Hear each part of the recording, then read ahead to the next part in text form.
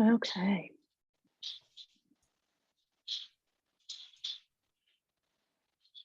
Welcome, everyone. We'll wait for a few minutes as folks trickle in. If you are here for the first time, let us know in the chat. If you came back from last week when we had Yagazi, a Nigerian photojournalist, talk to us about her personal projects and finding her creative voice. Also, let us know. We love to see who returns. This is a part of our month-long series. I'm Polly, the founder of Black Women Photographers, and Rebecca here from the Everyday Projects as well. And we'll give it a few minutes before we get started. You can drop your name and location in the chat as well.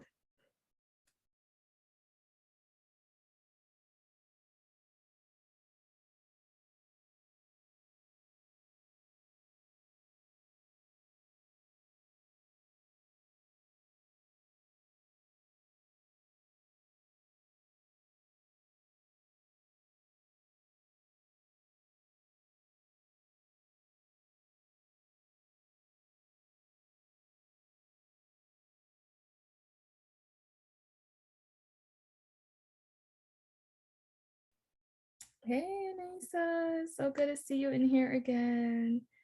Feel free to drop your info in the chat. Peter, who's the co-founder of the Everyday Projects, is in Nairobi. Hey, Peter. Love to see the diversity. Yes. And if you're returning, please let us know. If this is your first class and you missed last week's class, it's okay. You can head back to our sites and watch the replay of that conversation with Yagazi. I'll drop the link in the chat as well.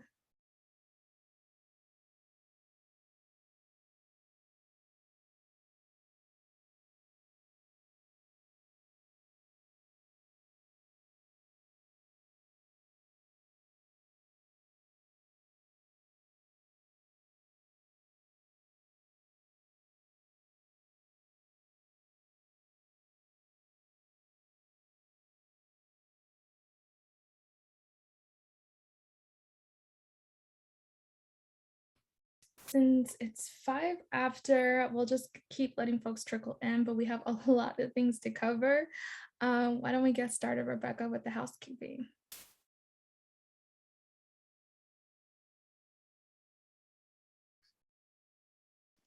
Awesome. Well, hi, everyone. I am Rebecca Gibeon. I'm one of the members of the Everyday Projects. We are so excited to have you here for this second class of the second season of the Essentials. We're really, really thrilled. So thank you for being here. The Essentials is a free webinar series that we're hosting. We hope that both experienced and non-experienced photojournalists of all kinds can come and learn something new. These are free, but we are really hoping that you donate to Black Women Photographers. They do some really, really amazing work disrupting the notion that it is difficult to discover and commission Black creatives. And so please head over to their site and donate. The next slide will also show you their Venmo and Cash App. But I forgot to mention, Polly already did, but all of these classes are available on everydayprojects.org/webinars. Next week, we'll also look at some other safety methods. And then we have some other really, really exciting classes coming up. So please continue to hang out and join us every Wednesday. So here's that information. Please, donate just $5 or more, whatever you can. The Venmo's there, the Cash App there. We really appreciate anything that you can pitch in. The Everyday Projects is super pumped because episode 4 of our podcast, which is called Repicture, dropped today. Repicture focuses on conversations across the photojournalism world, and we are just so excited to be able to bring these conversations to you. You can stream them, download them, rate them, subscribe, all of the things that you do with podcasts. This episode is incredibly important to us. It's about the sexual harassment of women within the visual journalism industry. It's heavy, but we feel like it's a really, really valuable conversation, and we're so appreciative of everyone who had it with us. So please head over to Google Podcasts, Spotify, Apple Podcasts, and listen today. Be sure to rate and review if you can. So we have a lot of people to thank. The Essentials, this season of The Essentials is made in partnership with Africa No Filter, Pulitzer Center, Photo Wings, ACOS Alliance, and a special thanks to the regular supporters of the Everyday Projects, which includes Code for Africa and Open Society Foundation's Culture and Art. This class in particular was in partnership with the ACOS Alliance, which is a coalition of more than 120 news organizations, journalist associations, and press freedom NGOs. They work to champion a culture of safety within journalism and to help both newsrooms, freelance, and local journalists around the world acquire the skills and knowledge they need to know to work safely and securely, as properly. And so we're just really grateful for the lessons that we are going to learn today. You can check out ACOS Alliance's website to learn more. Polly, did I forget anything? Otherwise, I'm going to introduce our teachers for today. Go ahead. That was everything. Okay, great. So I am really thrilled to introduce Alison Baskerville and Tara Pixley. I'm going to let them tell you about themselves and get going. So thank you so much for being here.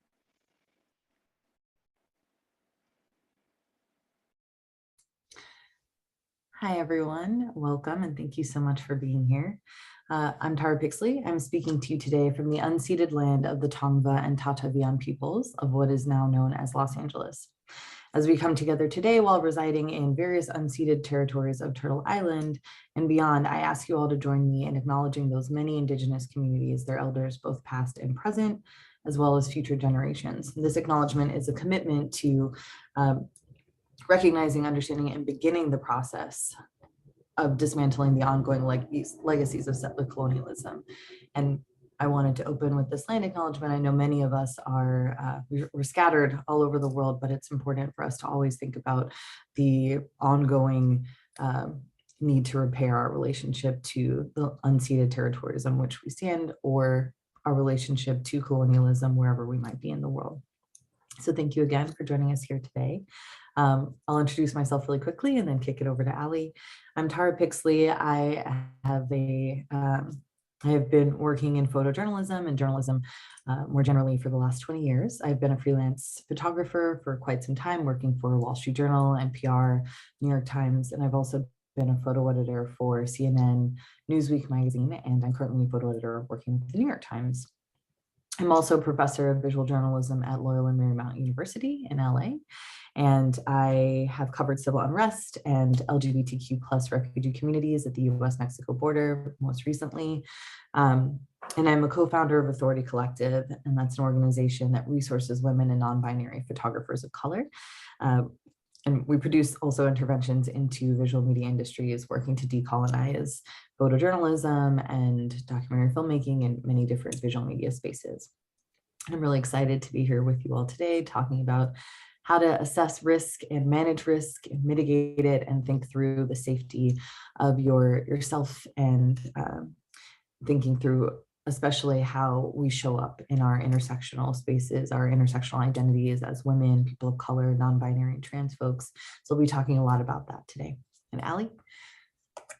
Hello, hi. It's really nice to join everyone today, especially be alongside Tara to deliver this much needed session. And thank you for the Everyday Projects for inviting us along to do this, as well as ACOS for supporting.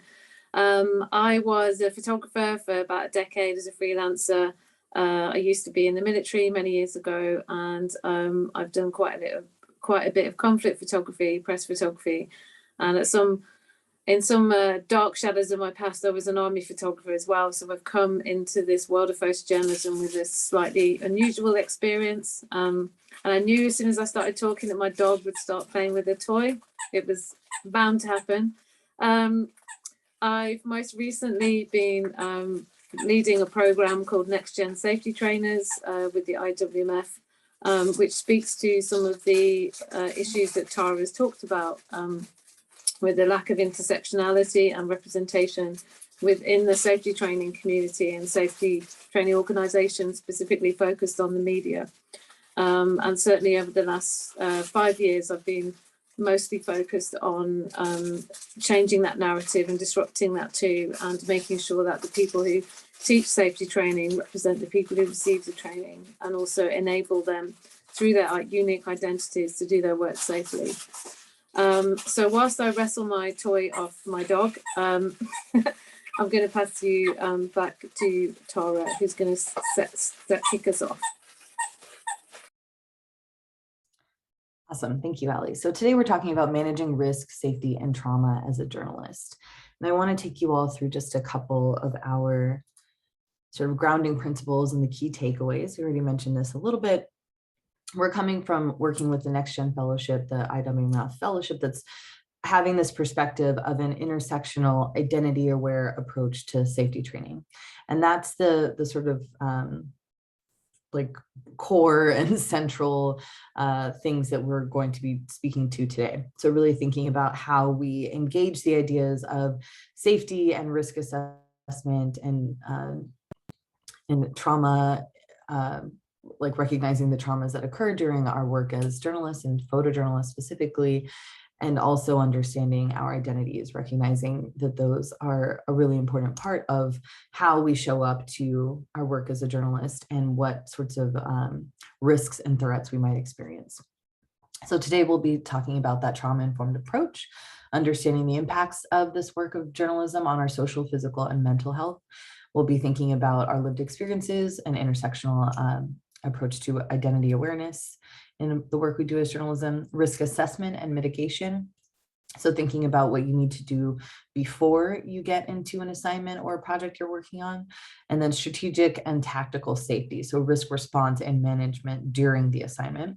And then finally, we'll talk a little bit about debriefing or risk review. So understanding trauma responses, the things that you need to do institutionally after or post assignment, but also thinking about how to check in with yourself and understand how you might be relating to or experiencing some of the risks or threats you might have experienced while working on the job or working on a particular assignment. And so what that actually ends up meaning for you as you continue this work as a journalist. And if you can bear with me, I am both looking at notes and managing, moving us through the our presentation here. And Ali, if you can drop our first question into the chat, that would be great. So we're going to give you all a few, let me actually go back before. We're going to ask you all a couple questions as we go through our presentation today to get you thinking about some of the things we're talking about. So our first question today that we'd love for you to drop your responses into the chat is, what risks or threats have you experienced in your work, or are you thinking about being prepared for? So things that you maybe already experienced as you work as a journalist or photojournalist, or things that you are preparing for as you perhaps embark on a new personal project or are working in spaces of civil unrest and are trying to think about how to be prepared for that. So please feel free to share whatever you're thinking about, and we'll take a look at your answers and return to those a little bit later. Ali is going to talk to us now about the difference between risk and threat as we start thinking through those particular. Yeah, thank you, Tara. Yeah, so I've just popped that question in there, so feel free to respond to that in the chat. And also we'll have chance for questions a bit later on as well. So if there's anything you want to discuss there, and also there'll be an opportunity beyond the session for us to respond to any questions that you can't get over to us in this next hour or so. One thing that comes up quite a lot within the framework of safety training is the difference between a risk and a threat. And really, risk is something that is incumbent in the human experience, and that we all experience levels of risk regardless of what we do, whether we walk out to the bus every day, whether we go on an assignment. So risks are present in every part of our life. And actually what we're hoping to achieve when we look at risk assessing is actually putting mitigation in place, basic, simple steps to help to manage some of those risks. However, we can't really eliminate all of the risks in the work that we do. So we have to have quite an intelligent approach to it and to have some strategies to be able to do that. And the first thing that we look at is specific threats. So threats are different to risks because threats can be known, they can be directed, and they're often enacted as acts of violence against one person to another. And as many of you here are probably working photographers or journalists, you will probably be aware of many of the threats that face journalists now, whether historic or current. There are plenty of threats now, especially for journalists working in the United States, and actually globally that are more present, particularly disinformation and fake news. The trust within us as a society, as a community of news gatherers has altered significantly in the last decade. And therefore the threat of mistrust has really affected a lot of how we operate and how we work. Long gone are the days of wearing a press badge on your body armor and being given safe passage or some kind of freedom to move. In many cases that will bring about being targeted in the line of your work. And also with the raised awareness and conversations like the one we're having today, we'll also experience identity-based aggressions as people of color, LGBTQ people are working their way into these workspaces that have often not spoken to them before. They're also facing threats from people either in the workplace or with people whilst they're on assignment. So the threats are something that's particularly known. And when we're looking at risk assessing, we look at doing a small threat assessment. And this is a part of your planning process where you can look at perhaps some of those threats that are generally known, but then be more specific about how they affect you. So, and we're going to talk a little bit about how we do that now, like how do we gather this information together to make it relevant to us? Because as you can see on this slide here, there is 3 areas of like what we look at when we're thinking about risk management. And actually the first and most important step to this is individual, and what strategies you can put in place that will significantly help you to be self-sufficient. And then Tara will touch on in a second about the organizational side of this. So yeah, so let's have a look at some of those individual considerations.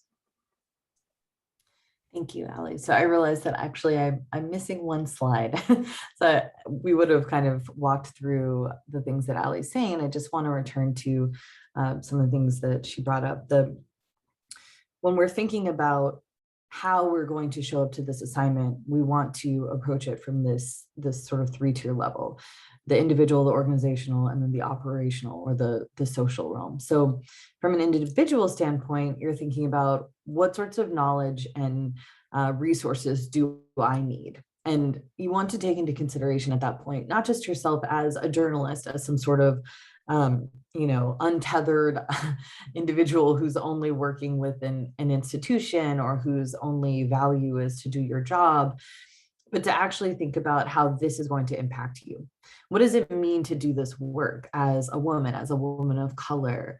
One of the things that I think about actually that impacts me in the work that I do is that I'm rather tall. I'm 5'9". I'm rather tall for a woman sometimes. And that impacts both how people relate to me and also how I relate to space. And so I think about those things and also think about how some of my colleagues who might not be as tall as I am and often are perceived in different ways because of their physical representation, how they show up in a space, and how that impacts the way that other people with different embodiments react to them. So things as small as that can actually impact the work that you're doing, the way that people understand you, the languages that you speak, or your difficulty speaking certain languages in certain places that you're going to be, your knowledge of a particular area. Have you done your research to really understand the background on not just what is expected of you with your assignment or your project, but what is it like in the space that you're going to? What do you like, how are you going to be perceived, or how are you perhaps perceiving the people and the places that you're going to? What do you need to learn and understand and know about those places? So really seeking to understand the cultural and socio-political realities of the space that you'll be working in, and that's important for you to do. And then the organizational standpoint, that's how you're working with an institution, perhaps a granting or funding institution, a newspaper, or news organization. So any institution that you might be working with that is going to either be funding you or supporting or resourcing you. What kind of contracts do you have with them? Are you a freelancer? Are you a grantee? And so you might not have as much support as if you are a full-time staffer or working on a freelance basis for a particular news organization that has assigned you to do this work. All of those relationships to the institution are different. They come with a different duty of care or responsibility on the part of the institution or organization to essentially take care of your safety or acknowledge your safety and help you do risk assessments. And you want to think about the travel obligations, your accommodations. How will that be in any way supported by the institution or organization? And then you're thinking about the organizational culture, right? What is the organization's relationship to safety mitigation, or I'm sorry, to risk mitigation and safety assessments, to understanding how you're going to be impacted by this assignment? Do they offer physical or mental health considerations around, excuse me, around this particular assignment or project? Are they going to be offering travel resources or other sorts of support as you're working in the space of your assignment?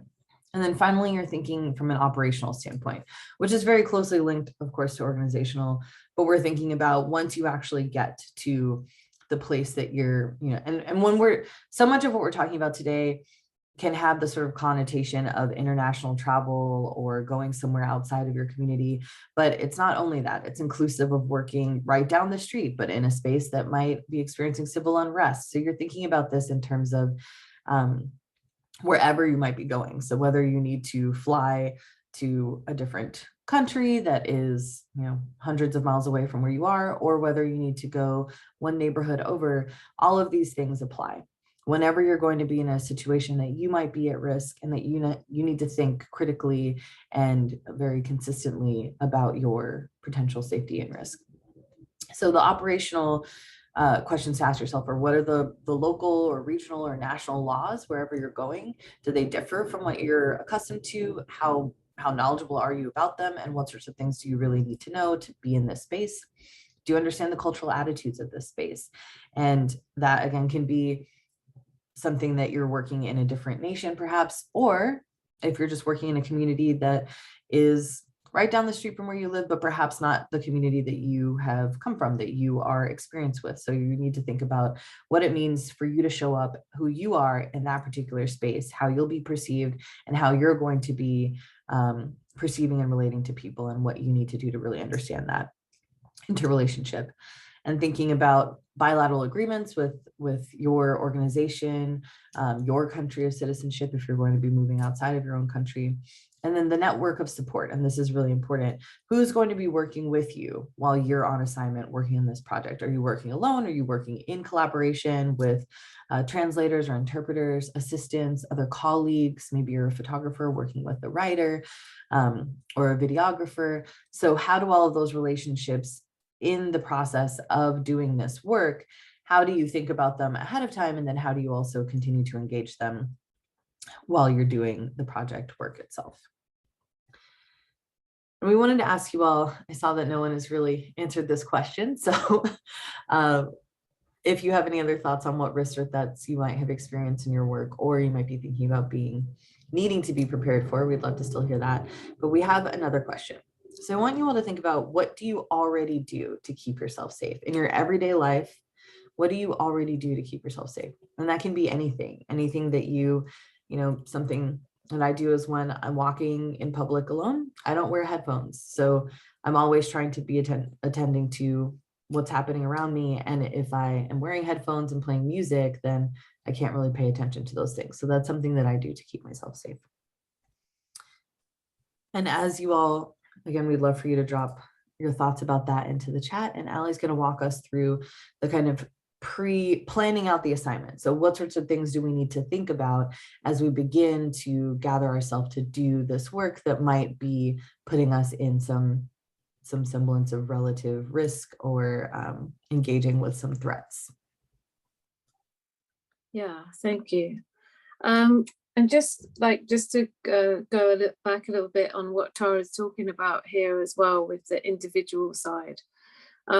This was often an area that was not considered in part of the safety planning side. It was almost seen as a side subject to your personal safety plan.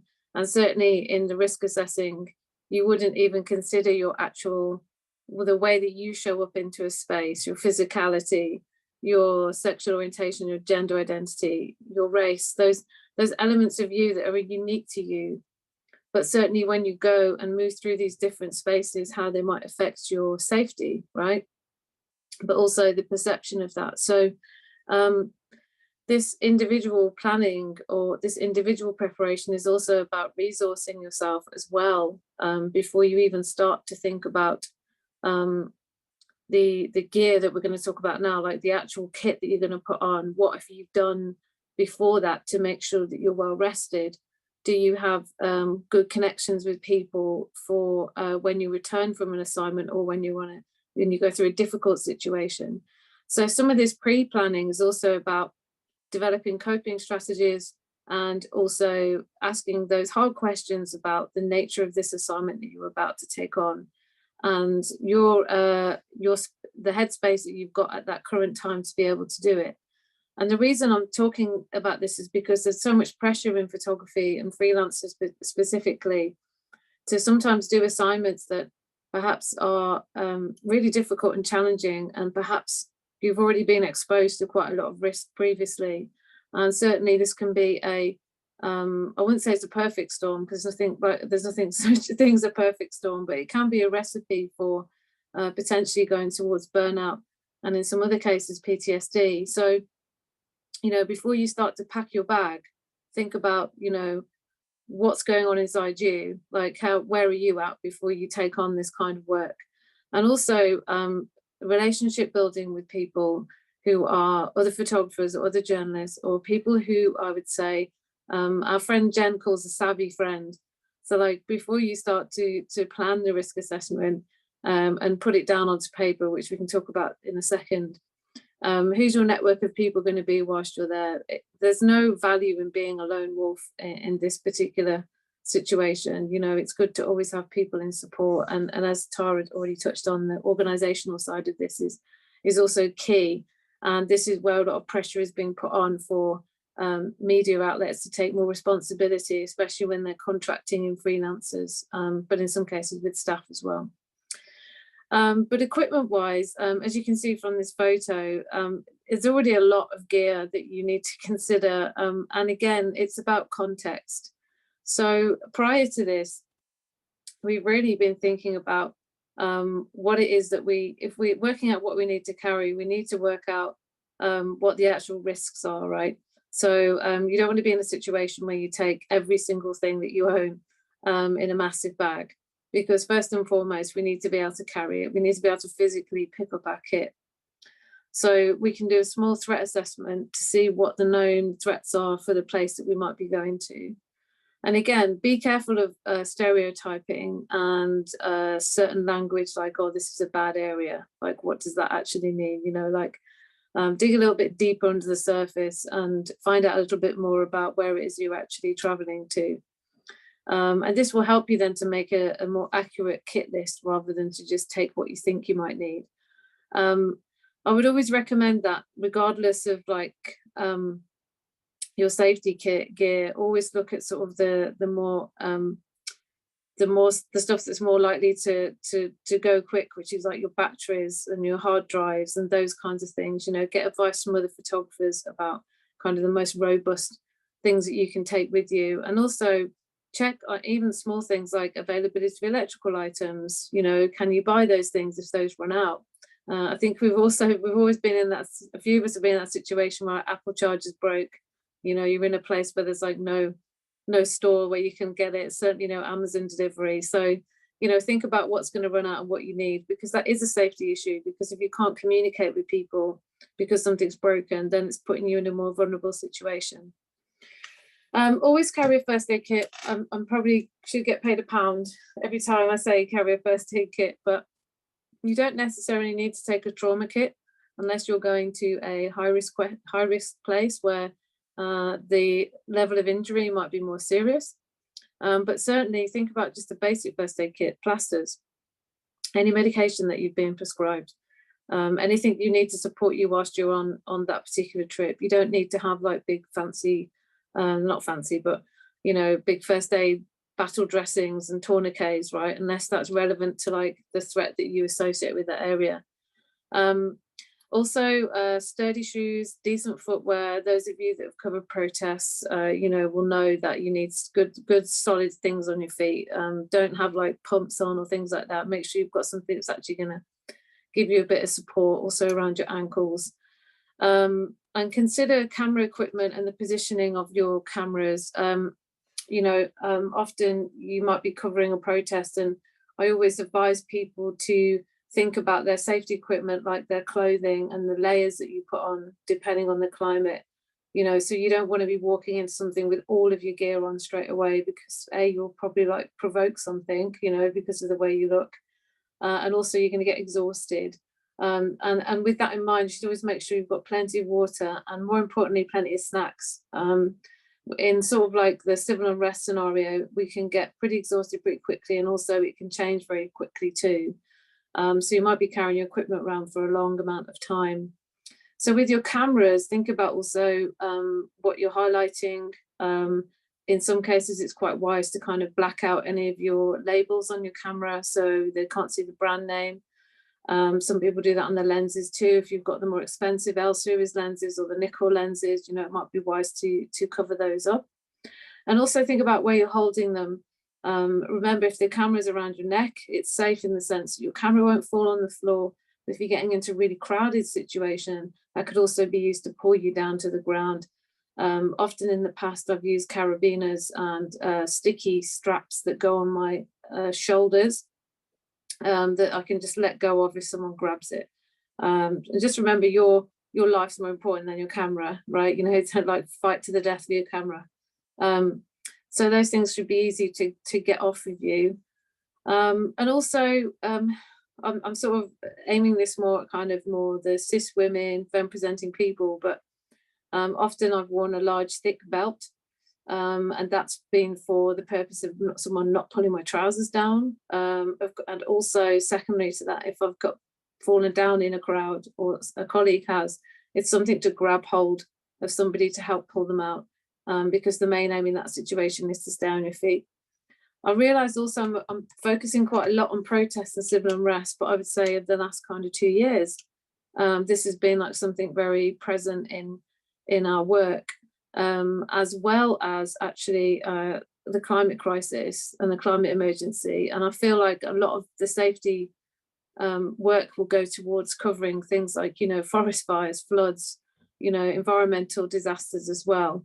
So that's going to really change what type of kit. And I think we're going to be moving away from ballistic PPE, personal protective equipment, and thinking more about life-saving equipment for when we travel into sort of quite dangerous and difficult situations. And you know, your gear is infinite. You know, there's many posts of what camera kit to take into conflict. But actually, again, going back to that risk assessment process that you'll have is, and Tara's already touched on this, the perception of risk is different to everybody depending on where they live in the world. And there is not one place that's worse than another. There's just different risks and different threats in those areas. So, you know, even the clothes that we wear, the colour of our clothes can signify something. If we're going to be wearing all black, we're going to look Antifa and possibly get targeted by law enforcement. So even the colour of our clothing can make a difference as well. I won't labour on too much about clothing and kit. I'm happy to answer any questions on this as we move through, but I'm cognizant of the time and want to get through some other stuff too. Thinking a bit more about travel, travel is quite a privilege, right? It's expensive to travel, and certainly with COVID, there's also restrictions on travel too. And we would love everyone to be able to afford private transportation to and from a location. That would be the preference, but often people won't do that. But try and use an accountable app such as Uber if you can. I don't work for Uber, but somewhere where you can actually check in and check out of your journey and someone knows where you are if you are going to use things like that. Be mindful of private taxis, especially in some parts of the world where a lot of extortion happens. And again, this goes back to your research and speaking to people who've been there before, who'll give you a bit of advice. Even those that, if you go into Istanbul, you'll know that a certain kind of taxi is more likely to charge you more than another one. All those bits of information may not sound serious, but if you're on a limited budget, you want to make sure you don't sort of like get ripped off in a taxi. Because again, and we'll talk about cash in a minute, you know, access to ATMs, how much cash we carry about with us is also going to affect like our personal security, isn't it? Because that could help us get out of the situation. And of course, if you're traveling to a specific venue to do a shoot, or perhaps you're going towards a place where there's density of crowd, you not only need to look for the hot spots and like where where everyone's gathering, but before you even get there, you need to be thinking about your routes in and your routes out. And making sure you have a plan that if you are fortunate to work with a fixer and a driver, to give them your plan as well. We haven't mentioned this yet, but you know, you must see the people in your support network as your team, and certainly interpreters often can get quite badly treated, certainly by Western journalists, and actually they are absolutely fundamental to your safety because they will know the ground better, they will speak the language. And also you need to make sure you thought about their well-being and welfare whilst working with them. Do they have enough food? Are they getting regular breaks? What's their safety equipment look like? Have they got a first aid kit? So, you know, when it comes to travel and transportation, these are things you need to take responsibility for. And also, you know, being a little bit smart about vehicles. You know, if you're someone who hasn't driven for a long time, or, you know, you're going to put all your faith into someone else in their car, at least get a little bit of understanding what a working vehicle should look like. At least make sure it has a full tank of fuel, but also, is it serviceable? Has it got bald tires? Do the lights work? You know, has it got seat belts? These are sound like very basic things, but actually, you know, traveling can be a large part of the work that you do, right? And many journalists have lost their lives in road traffic accidents more than they have anything else. So yeah, there's my security mom statistic there. And I'd say one of the biggest things to think through when you're planning for your assignment is your contact list, and also who are you going to communicate important information to. And often one of the failings, or one of the, not so much a failing, but one of the areas which can be a trouble spot is the fact that we don't have enough regular communication with people when you're out on assignment. And if something does go wrong, one thing that we would look for as a security advisor is when the last communication was made by the person before perhaps they went missing or they lost contact. So a regular check-in process that you think through is really helpful, but not a reliance on a smartphone, to have your contact list written down, and certainly to have a small cheap phone that you can put any SIM card in when you get into a new location. It's always really wise to have a small, less battery consuming phone, because that's always helpful, and we can put SIM cards in for where we're going there. We're not talking too much about digital safety on this session, but it is a very present threat to journalists. So I would also make sure that you are savvy with two-factor authentication, that you are up to speed on your passwords being changed, and also be aware of what you're carrying on your phone, social media wise, you know, what you're posting about, what was the last post you were doing on Twitter and Facebook, and just do something that I call in my old job, cleaning it down. You know, looking at what you actually carry on your phone. What would it matter if someone saw this photo? Does it mean anything? You know, your location settings as well, making sure that, you know, you don't give too much away. And on the next session, you'll be hearing from Ella Stapley, who's going to give you some really good advice on all of that. So although we're not touching it here, it will be covered on a later session. Okay, Tara, is another next slide. And the admin, or badmin as I call it, because admin and badmin, was my nickname for ages because of me and paperwork, yay. But honestly, in my time doing this work, some of the things that have got me out of sticky situations is making sure I've got valid paperwork with me, whether it's a press card, whether it's a permission from an agency. Those of you that have worked in Palestine will know that you'll need a letter from a news outlet to go through the press office in Jerusalem before we can go into Gaza. And so those things that might seem a bit like tedious are actually vital when it comes to being able to keep yourself safe on assignment. And certainly look at the stamps in your passport because they actually have an effect on where you can work also. In some cases, you might need a vaccination card to be able to travel now, places to work. So there's another layer to your planning, is to look at what the COVID restrictions are of where you're going. It could be state to state, it could be outside of wherever you're located, wherever your homeland is. And again, these kind of speak for themselves really. All I will say about insurance is it hasn't changed that much in the last 10 years I've been doing that, in the sense that it's really hard to get kit insurance for anywhere that's high risk. Most people won't cover that, and it's really expensive when they do. If you've got the budget, I would put it into your medical insurance because that's actually the most important thing.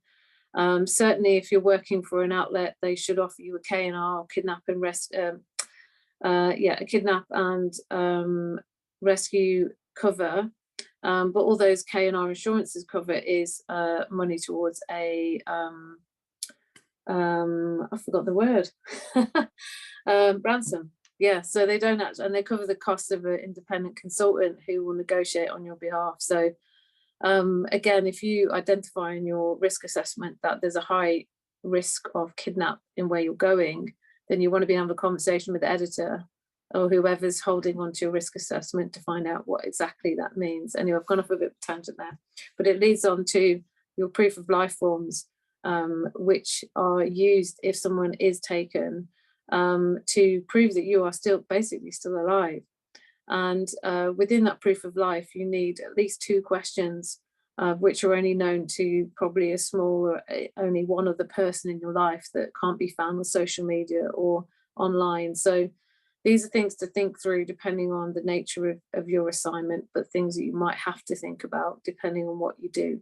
Again, we're aware that there's a lot of different people on this call, so we're trying to cover a range without being too specific. So again, ask in the chat box if there's anything you want us to go through.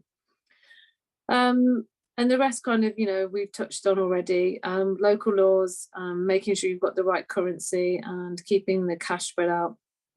I personally use a really small money belt, to at least carry $100 in different denominations.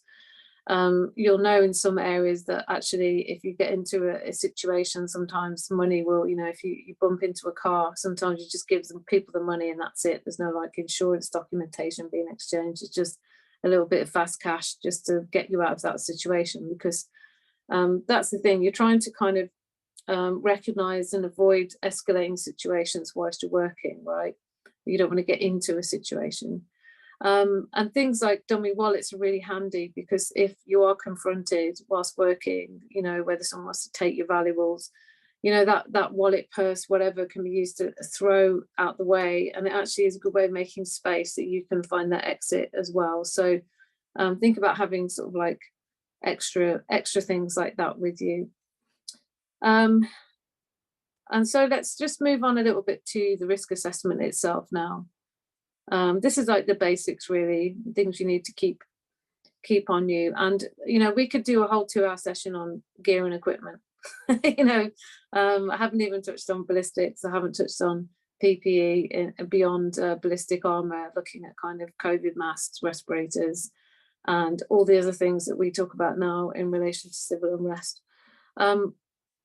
But the best thing to do really is just sit down and take some time, even if you've only been given a short notice to go on an assignment, to actually look at the threats as they relate to journalists and photographers, but also how they relate to you as a person, as an individual.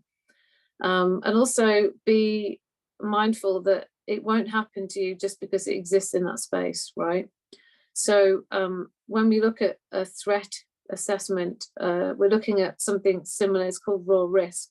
So we know that those risks are present, but when we put things in place to reduce that, so by having a safety plan, emergency contact information, by making sure that we have a check-in plan with somebody, that making sure that we have spare cash, that making sure that we're staying in a hotel that's considered quite safe, that we are working with a team of people, that we've got a good understanding of where we are on the ground, where all our exits are, what the names of our venues are, we've got our contact list.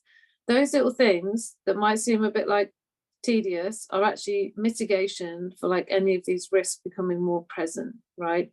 And incumbent in that, which is what Tara will talk about soon, is about your mental well-being as well, because that has an effect on your decision-making when you're in a stressful situation. So the risk assessment is not just a way of planning those things, identifying the risks, and also making your actual plan for your assignment, because it will help you to work out the reality of what you're going to do. You're also doing it when you're not under stress, right? So you can actually think things through out a little bit more calmly. What you don't want to be doing is doing your risk assessment whilst you're on the plane, right? We need to like take some time to do this, or whether you're on transport somewhere, on the train somewhere, like take the time to do your risk assessment, give it some importance, because actually in my time doing this work and having supported people who have been kidnapped, you are looking for every single piece of information that you can find about what that person has been doing, where they were last seen, names of all their fixers, their phone numbers, the vehicle they were traveling in, what was the registration plate of the vehicle. So the more information you put into your risk assessment, the better, trust me, because like if something happens to you and someone who doesn't know you, like me, has to go in there and look, then we can start to build up a pattern of life of where you might have been, who you might have spoken to. And it sounds a bit extreme, but like some of you on this call will work in those sort of areas, right? But also, if you go to cover a protest and you haven't told anybody you're going there and something does happen, this could be in the States, could be in the UK, could be anywhere in the world. If someone doesn't know where you are, no one can do anything, right? So that risk assessment is also a way of advocating for yourself, to say that I'm important enough to keep myself safe, right? It's not, I don't do this work and put my life at risk for the sake of the work. And also it's a way to make your editor, whoever's commissioning you, to be accountable for you as well, because they should hold a copy of this risk assessment, and you need to find out who is responsible for that, who is the person on the end of the phone if things go wrong. We've been doing this for years about risk assessments now, and making sure that they're kind of built into our work process. And the same goes for like the editors and those that hire us as well, to be also looking after these, because they can also help with things that we're maybe not aware of, like an experienced editor who's been working in a photography place for a long time might have read like 50 risk assessments and may give you feedback and say, oh, actually, if you thought about this, maybe put this in here. And so your risk assessment, even if you're working in quite on a long-term project and you've been doing it for a long time, you should still review it. I'd say review it quite regularly every time you leave and go back. Just do an update on like what the current situation is, you know, check social media, speak to journalists that are there, photographers. You know, this comes back to your like social side of your planning, you know, who's in your network that you can talk to about this. And it's a living document, you know, it would be really useful to keep hold of that when you do plan for other assignments. And once you've done it once, it's like everything, it's a bit easier, right? Once you've done it the first time, the second or third time will be a bit easier. And this is, you know, what we kind of really hoping to pull from your risk assessment. And there is a threat assessment that you can make where you look at kind of the probability of it happening, the likelihood, which might be based on the threat itself. So for example, there was a threat to journalists covering protests in Louisiana, making something up here, right? So you would say, okay, there's a threat to journalists. Okay, so what kind of journalists? Are they people with cameras? Is it videographers? Is it photographers? Is it people of color? Is it like a staff journalist? Is it freelancers? Like, what I'm trying to get to here is try and get to the specifics of what that means, right? Because if you generalize, then you'll just won't leave. You won't, because you'll think everything's going to be terrible. So, and like I said right at the start, there's risk in everything you do. But get to the specifics of what that means. You know, do fact check things, find out when it last happened, where did it happen, what was the severity of that, what did they do, did they shout at them, did they take the equipment away, did they take the memory cards, you know, what was the thing that they were doing? Because it's really important to gather information like any good journalist would do, because then it helps you to understand the likelihood, the impact that might have on you if it was to happen. Going back to like traffic accidents, a traffic accident in one place is going to be really different to another based on the roads, the way people drive, the access to emergency services, you know. So like in sort of the UK, if I have a car crash, there's probably an ambulance 5 minutes away and I'm probably going to get to an ER. But if that same scenario was to play out in somewhere where there isn't such quick access to A&E and there aren't ambulances, then of course it takes the impact really high. So then we have to think about our vehicle safety, what type of vehicles we're going to use, how long we're going to spend the vehicles, when do we use them? And that's the mitigation. That's what mitigation is. That's getting to that point and saying, okay, I've identified this. These are the measures I can put in place. And also, when you do this, it does help you feel a bit more confident about what you're about to do, because you always kind of plan for the worst, right? In the hope for the best of what's going to happen.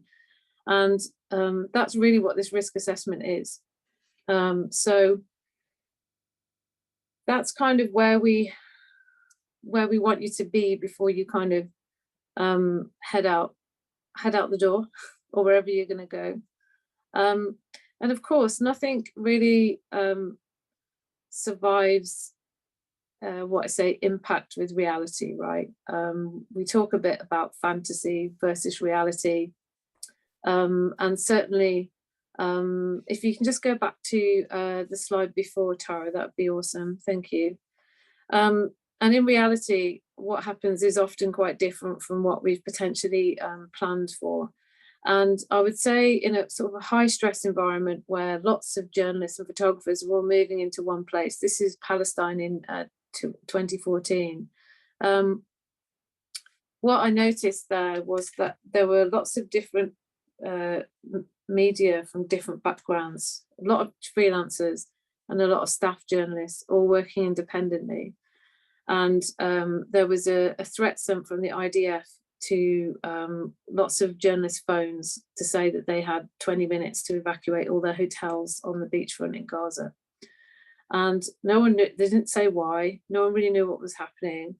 And then it ended with people running around trying to, scared because they didn't know what was quite going to happen, and ended up in one particular hotel location.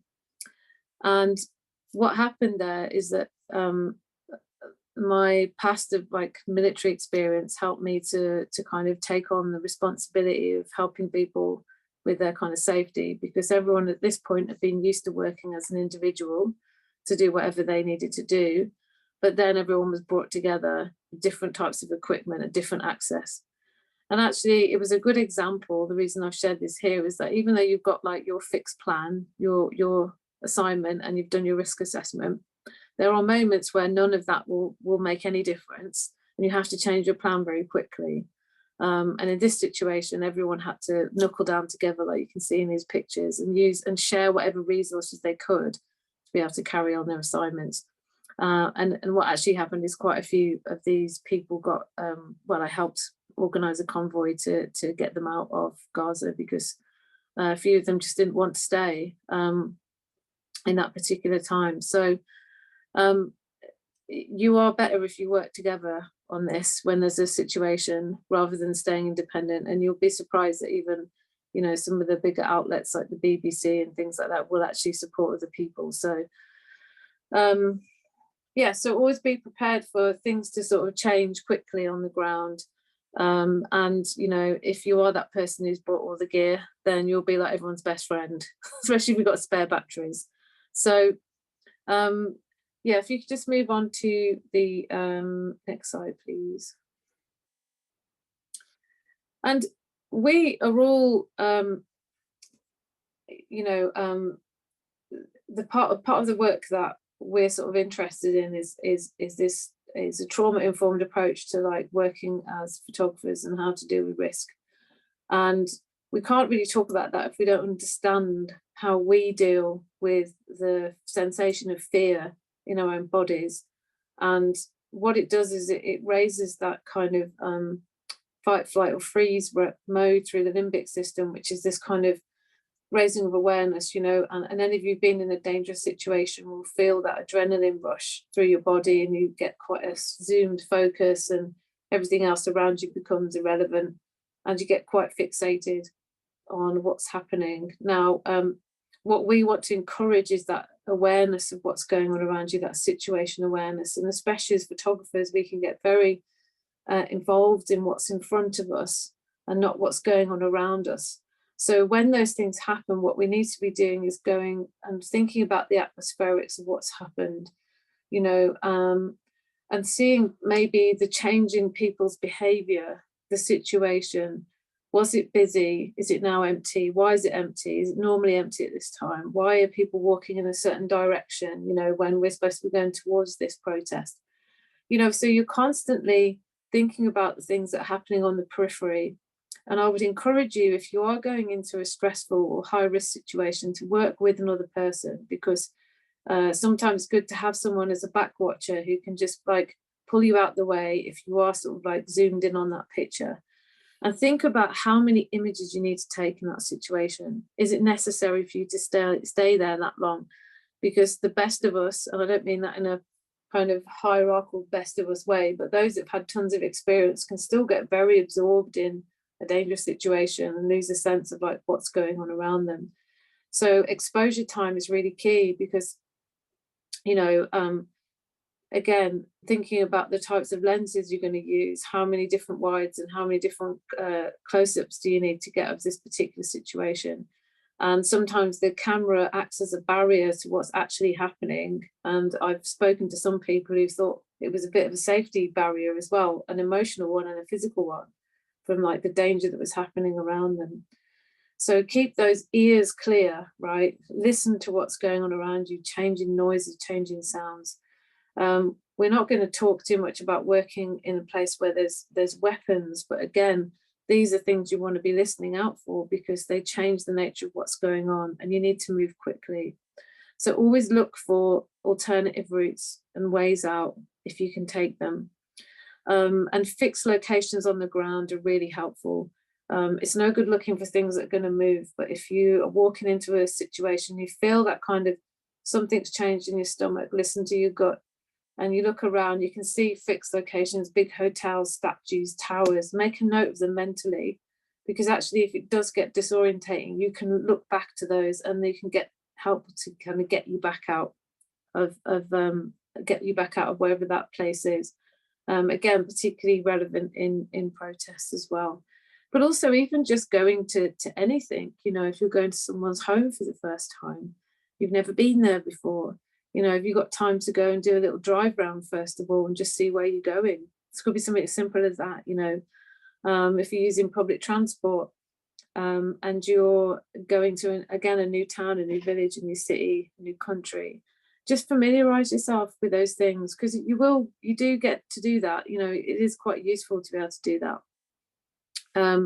Because if there's, you know, that's kind of immediate danger, you know, you will go into that fight, flight, or freeze. You know, it's impossible to override that. It's part of our primitive system, right? It's like a survival instinct.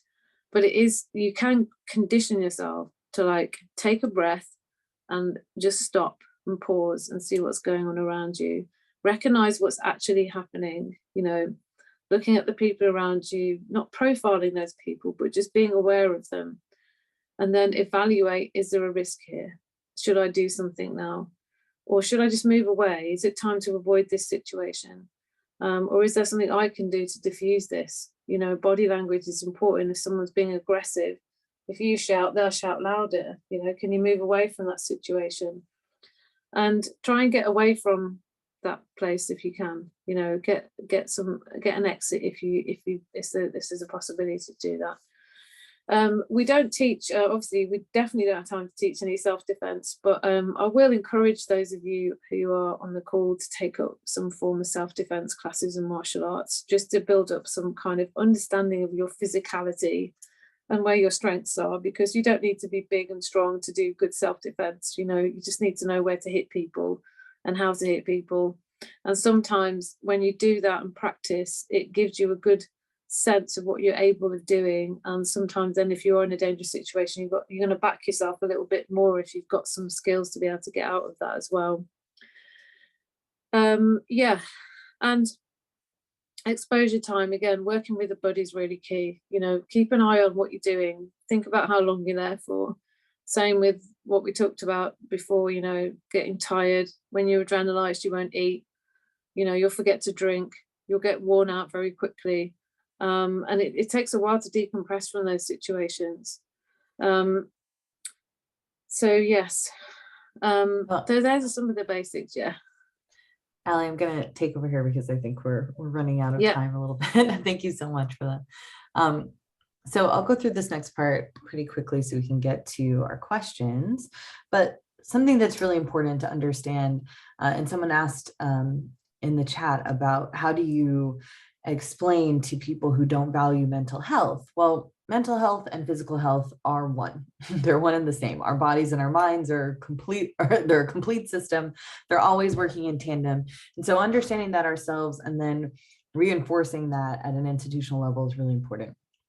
When we talk about the biopsychosocial responses, we're talking about the human body as how we are biological beings, we're psychological beings, we're social beings. So we're wired to survive and we're wired to adapt. That's our biology coming in to always make sure that we live. We're psychological beings, so we're self-aware. We're wired to make meaning. We're always trying to understand what is happening to us, why is it happening, and what is my relationship to that, and what do I learn from it? And then we're social beings, so we're wired to attach. So we need support, we need networks, and we also attach meaning to ourself within a social space. We attach meaning to how our body has responded to things. So thinking about a body under threat, ourselves as biopsychosocial beings. And what does that mean when we're experiencing risk or threat, a perceived threat while we're doing our job or in our daily lives? So this is a chart that's got a lot of information here. And also we're going to give you all these slides at the end so you can take a look at the PDF and kind of take notes and see this a little more thoroughly. But you might have heard of fight or flight. Well, there's a little bit more than fight or flight. We also have fight, flight, freeze, right? And fidget, fawn. There are a few other ways that we deal with threat and risk. And yet when our body is in this fight or flight mode, we start to kind of shut down. We get tunnel vision. We are sort of, that fight flight mode it's alarming our brain. So it's forcing our brain to focus on negative memories, to think about, okay, what is the worst possible thing that could happen? What are all these things I understand about what could be happening to me right now? This is why it's really important to have a risk assessment plan and a risk mitigation plan, because if you get into fight or flight mode and you've already taken this time, like Ali was saying, is that, you can return to that and kind of say, okay, I made a plan for this. This is what I need to do. And you can focus on that, hyper focus on that, and then make that happen. If you're getting tunnel vision about something, the thing you want to get tunnel vision about is the plan that you set in place and how to make that, the thing that helps you get out of it. Otherwise, getting tunnel vision is going to limit your situational awareness. It's going to make it harder for you to address a risk or a threat. And that fight or flight mode, it also makes it harder for you to interpret facial reactions on others. It's basically making it hard for your body to do any of the things that it needs to do typically to sort of understand the sort of social realm. It's just in biological survival mode. So managing your survival mode is breaking that tunnel vision, forcing yourself to scan your surroundings, doing that situational awareness work, breathing deeply, right? But you have to override that parasympathetic nervous system response to threat. And a few ways that you can respond to threats, we can work with active resistance, right, which is fighting or fleeing. So recognizing that you can't deal with whatever this threat is. It is, it's a thing that there's a bomb that's gone off, police are encroaching, there is a wild boar, any of those things that that you need to actually escape from, you flee.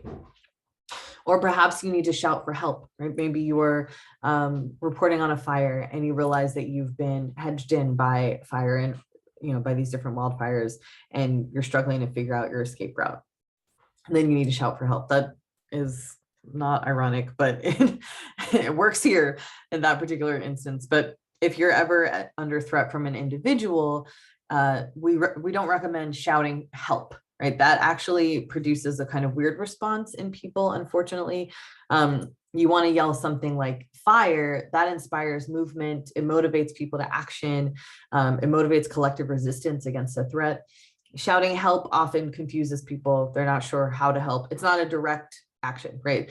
Fire, we know how to respond to that. And we also have all of these particular ways of thinking about what we need to do as individuals or as a collective, and you will bring a lot more assistance to you if you yell something like fire rather than help. You can also have passive resistance, right? So maybe you've identified that I don't need to fight or flight. I don't need to shout for help. I can actually engage with this myself. Ali started to speak to this. You want to make eye contact. If you're having an interpersonal threat, you want to make eye contact. You want to have open hand gestures. Show your hands. You don't want to be making bigger and bigger gestures, but you want to make yourself bigger. So you stand up tall. You don't kind of, make yourself smaller, or you don't want to cave in on yourself. You're engaging in conversation. So if you're feeling threatened by someone, but it hasn't reached the level of a threat that you need to actively resist, i.e. by fighting or fleeing, then here are some methods you can use, or the LEAD model, which means it stands for listen and explain with empathy and dignity. So oftentimes when other people are in a survival brain mode, right? So I talked about the fight, flight, freeze, appease. That's our survival brain. When other people are experiencing threat, or they believe that they're under threat, and they then are threatening you, or you're trying to help someone, maybe a colleague is having kind of a nervous, like a panic attack or anything like that, and you're trying to help them. Whenever you're dealing with this interpersonal situation where someone else is aggressing you or is exhibiting that kind of survival mode where they're, they're not thinking clearly and they're aggressing you in some way, that survival brain, that parasympathetic reaction, it lasts for about 10 minutes. And in that space of time, you're easy to upset, but difficult to reason with.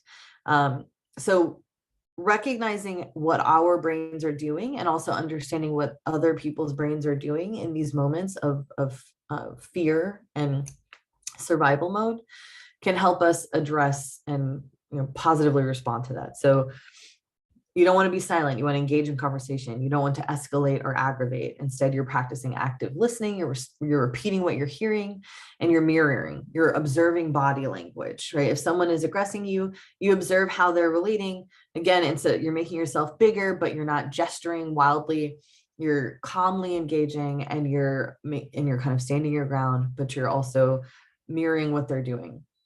And kind of how they're facing you, how they're talking to you, you're trying to engage that, because that mirroring, it actually helps people, it creates this perceived bond. It helps people understand themselves in relationship to you.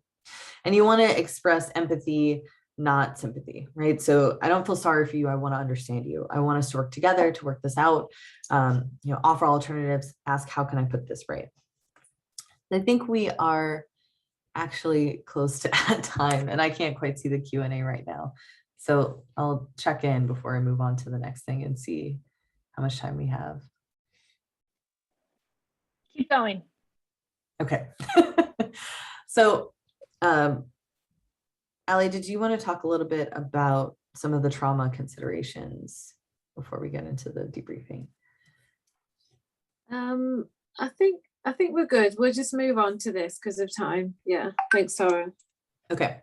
So when we're we talked a little bit about how to engage the biopsychosocial responses, right, in the moment. So now we're moving on to the sort of after an assignment, after a project has happened, the debriefing that you want to do. And we're returning to that, what we touched on in the beginning of the individual, the institutional, operational, right? So you want to do that personal debrief. Or I'll talk about that in a second, actually. So starting with the institutional debrief, not to say that this is the most important, but you want to file your incident reports. You want to alert people to what has happened. You want to take notes on what you learned, what you experienced, what you want to do differently next time, what worked well, takeaways for future planning. And you should be in conversation with the organization that you're working with, if you're working with an organization, to make sure that all of that is clearly defined and in writing and is recorded and reported. Then you really want to do your personal debrief, right? How are you impacted by this experience you had, either professionally, like, what have you learned about it from a professional standpoint? How are you personally impacted on that, psychological, biological level? What are your takeaways on those different levels? And then you want to do a social debrief, because as we said, we're social beings, right? And sometimes the work of journalism and also photojournalism can be very isolating, can feel really solitary. So relying on those social networks, engaging those social networks, engaging with your colleagues, with other people who have experienced these things is really important to making this work, to helping you be able to do this work well and helping you be able to show up for yourself. So relying on those networks to process what's happening.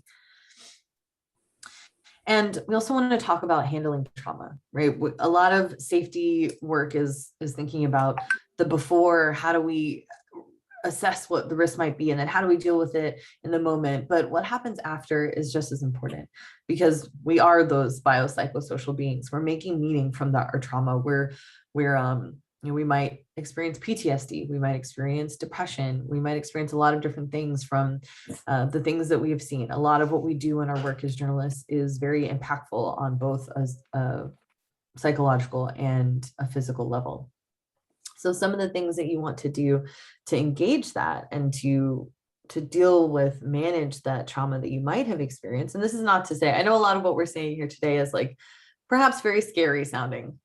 We're talking about, what could happen, not what will happen. So we always have there's a wide spectrum of experiences that we can have, and we want you to be prepared for that spectrum. So one of the things you want to think about is, noticing. Self-assessment is beginning to address trauma responses. Do I feel traumatized? Am I having different reactions to things than I usually do? You want to recognize your thresholds. So a lot of times trauma is about dose or exposure. So there was just, I was exposed to this thing, and if it was just too much exposure to that thing. I'll give a quick example. During COVID, I know COVID's still happening, but during the early months of the lockdown, I thought I was doing okay. And then I live in California, we had a couple of earthquakes, and then I started having really intense reactions to these small earthquakes. I was having panic attacks. My cats would do the stretching thing on the bed, and I would wake up in terror thinking it was an earthquake, which sounds ridiculous, but I promise it sounds very similar, weirdly, earthquakes and cats stretching on the bed. And I realized that I was having a traumatic response, not necessarily to the earthquakes, but the dose of how much trauma I was experiencing was just too much. I was okay with a global pandemic. I was okay with racial injustice, not okay with it, like the protests and the crises that I was photographing, but I was able to manage that. And then this final, trigger of the earthquakes just kind of threw me over the edge, and I couldn't handle that amount of, my normal coping mechanisms were failing. And so this is something that you want to notice, be self-aware about, to be able to sort of interpret, why am I having this reaction? And then you want to think about your window of tolerance, right? We have the hypoarousal, which is where we're feeling depressed, we're maybe disassociating, we're lethargic, numb, unmotivated, depression, essentially. Hyperarousal is where we're overactive. We're not focusing on it. We're emotionally distressed. We're just trying to respond and deal with things, but both of those things are disconnecting from our reality, from our psychological and our physical responses to trauma. We're just trying to escape it. So in order to sort of counteract those things, counteract hyperarousal by grounding yourself, breathing, using these different mechanisms of mindfulness, and then counteract hypoarousal with physical activity, right? So you're trying to get yourself to sort of move away from whatever. If it's lethargy, you want to be more active. If you're overactive, you want to ground yourself and calm down. And we have some tips on mindfulness here: splashing cold water on your face, putting your hand on your heart, your hand on your head, grounding your feet, forcing yourself to engage with what your physical body is doing in the physical space, focusing on your breathing, letting yourself feel the air. These are all also really good tactics for if you're dealing with any kind of panic attack. So just really being aware of yourself in the space. And I think, how much time do we have left? Time check. So we are at time, but how about you go through this slide and then we will give some wrap up after that. Okay. So some final takeaways with sort of overall risk mitigation and management is thinking about the ABDs. So that's the, it's after, before, and during. I put them in order here. So before you're planning out your assignment, you're thinking about self-care, your breaks, how will you rest and get the things that you need: water, snacks, food, coping ahead, anticipating hotspots, right? This might happen in this space. And if that happens, I will do X, Y, and Z. And resources, calling up, having a good image or memory and thought to return to. That's also a grounding, like a plan to sort of ground yourself in the moment, to try and pull yourself out of that fight or flight survival mode. And always having an exit plan.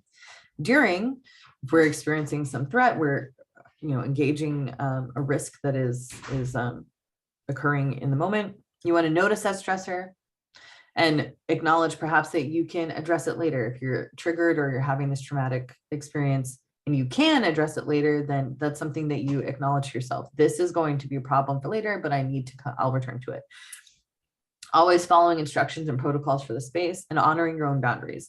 Don't ever stay in a dangerous or threatening situation. Your life is more important than your job. It's more important than the assignment. It's certainly more important than your camera. So protecting the life of yourself and those around you, that is the most important thing. Always honor that boundary. And again, what is your exit plan? Do you remember your exit plan? What is your cue to walk away? Having an exit plan is important, but really knowing when you're going to use that exit plan, what is the trigger for me that I need to leave and follow my exit plan? That should be part of the plan. And then after, reestablishing safety first, connecting with friends, family, your colleagues, the institutions, confirming that you are okay, but then also confirming for yourself that you have a network and a safe space. Focusing on your body, what you need: rest. Maybe you need that social network. Maybe you need some time alone. Maybe you need to spend, whatever pleasures for you: exercises, walks, movies, reading, and then assessing. How am I doing? How am I feeling right now? What do I need right now? Continuing that process. Okay, so we had a lot more to cover, but we got through a lot today, and thank you all so much for your attention and your interest. We have put together a list that is, I've listed out here all of the different resources and references that is on this list. And I'm going to drop a link. Actually, if Ali, can you drop that link in the chat, please? Sure. So everyone can access this, this list of resources that are linked out with this Google Drive accessible link. It's a little complicated to figure out how to get the link to you, but I think we successfully did it. So we will share that with you all after this. And do we have time to take more questions? I mean, if you all have time, because I know it's past time, so just want to be respectful of your time. And I mean, thank you. I know that was a lot of information. I already saw someone tagged us on social of their full page of notes. So thank you. Because I know this is a lot to process, but guess what? It's being recorded. Please do go back and watch the recording. Do not feel like you had everything down. This will be available for replay. All of this information is pretty relevant. It's like timeless in a sense. Of course, things would adapt as things, evolve, but as just happen. But I'm telling you, I see, I see in the chat, super helpful things I never thought about. So thank you all. And I know, again, this is going to be available for replay. I mean, if you're taking an assignment a month from now, you can go back and watch this. It'll always be important information to think about. Let's see, Rebecca, I don't know, did you have any questions that you wanted to ask, or if you you're listening and you have a question, feel free to drop it in the chat or in the Q&A box. Yeah, I know we're a little over time, everyone, so thanks for staying with us. But if there are any questions, you know, we can run through them really briefly. I think everyone was really just trying to take in all of the awesome information that was given. And as Tara and Ali said, there's like that resource list is going to be available for y'all, and this will be up on the Everyday Projects website and Black Women Photographers website at ASAP as soon as we can get it up. So, you know, please watch before you go reporting. Please, if you hear of a friend leaving on an assignment, send this video to them. This has been, you know, as Polly said, timeless information to always remember. I know that I will probably watch it to remind myself before I report next, because you can never keep all of this in your brain right before you leave. And so, you know, thank you all. And if there are any questions later, you know, please feel free to reach out to the Everyday Projects and we can ask our wonderful panelists and get back to you. So, you know, this doesn't have to end just because the webinar is ending. And I saw that one of the resources that they included was from the IWMF, the Black Journalist Therapy Fund. Please do apply for that. You may think, you know, see the word journalist and get scared, like, oh, am I really a journalist? They are accepting recipients for photographers as well. I've personally received funding for that therapy fund. It is on an ongoing rolling basis. So if they have funds, they send funds to you for your whatever therapy needs that you need. So as long as they have funds, they will disperse them. So do check that out. Do check all the resources out. You can bookmark this, return to this. This will also be sent out to you after we send the recap to everyone and the post-event survey as well. And I just dropped, thank you, Polly. I just dropped a link to Authority Collective, Yes. the organization that I work with, and we're thinking through and like working on creating spaces for women and non-binary and trans photographers of color and journalists of color to engage all of these ideas around safety. So please check that out. If you are a woman or non-binary or trans person of color working in visual media, we are open to all races and nationalities. Please take a look and consider joining. We love to provide resources like this as well. And thank you so much to Black Women Photographers, to Polly, to Everyday Projects and ACOS Alliance. This was a really awesome opportunity. Please feel free to email us and reach out in other ways, and we will provide these slides so that you all can have access to them. You'll receive a follow-up email tomorrow just for registering for this webinar. And I am going to put that Google Doc resource link that is in the chat from today's presentation in that follow-up email as well. So if you forget to click it in the chat or you lose it or whatever, it will be in an email to you that you'll receive tomorrow afternoon. So just to let you know. Next week's class is going to be really just a build off of this class on all things digital security. Again, you'll receive a lot of information and a lot of things you did not think about, but if you are online, if you have an online presence, you need to be in that class. So do sign up if you haven't already have registered. Please do. Please tell your friends, whoever that you feel like that they need this information. These classes are open to everyone. And again, they're free. So it's a win-win situation. Ali, Tara, any last words? Thank you again, both of you. No, just thank you so much. I know we've like really raced through a lot of stuff there. There are some like, I might collate the YouTubes from the MOOC as well, the mass online course that we did with the IWMF for like all the resources. And just check out the NextGen Safety Trainers, of which Tara is one, on the IWMF website, and look out for them. The program finishes in December, so next year we're hoping they're out there doing the good work. So, you know, if you want to approach them in whatever capacity they decide to be out there in, so hopefully they'll be running safety trainings. But yeah, and reach out to me if you need any advice. Okay, thank you all. Thank you, everyone. Thank you both. Take care. Thanks, everyone. Bye.